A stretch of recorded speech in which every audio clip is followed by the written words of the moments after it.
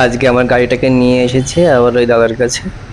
মানে আমার গাড়ির ব্রেকের একটু প্রবলেম হচ্ছিল, মানে ব্রেকটা ধরছিল না ঠিকঠাক। তো দাদাকে বললাম যে তুমি একটু তাড়াতাড়ি দেখে দাও, আমাকে আবার কলকাতা যেতে হবে আজকে। তো দাদা একদিক থেকে ভালো, আমি যখন গাড়ি নিয়ে যাই অন্য কাজ ফেলে রেখে আমার কাজটাকে করে দেয়। উম, কারণ হচ্ছে আমি অন্য কোনো মিস্ত্রির কাছে নিয়ে যাই না।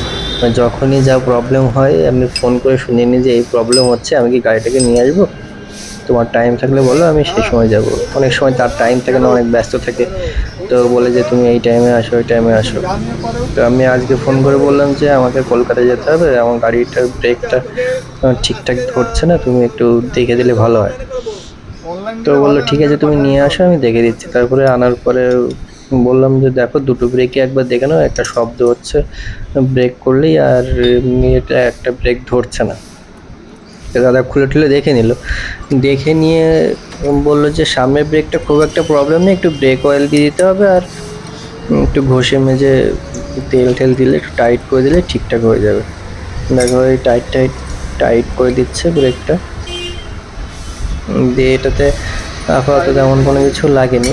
এরকম ভাবে আবার পরে সব ঠিকঠাক করে সেট করে দিলে তারপরে আমি আবার তাকে বলছিলাম দেখো এটা সেট করার পরে পিছনের এটা ব্রেকটা একবার পাইপলাইন দেখে সাথে নাও, ওটা কানেকশন আছে? ঠিকঠাক আছে কিনা।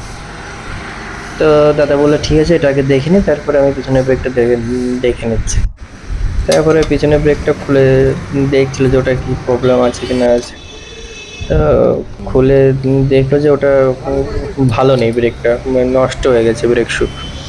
তো বললাম তাহলে তুমি ওটাকে পাল্টে দাও, কারণ ব্রেক ঠিকঠাক না থাকলে গাড়ি এই চালানো ঘন্টা আগে যায় না। পাঠানো হয়নি?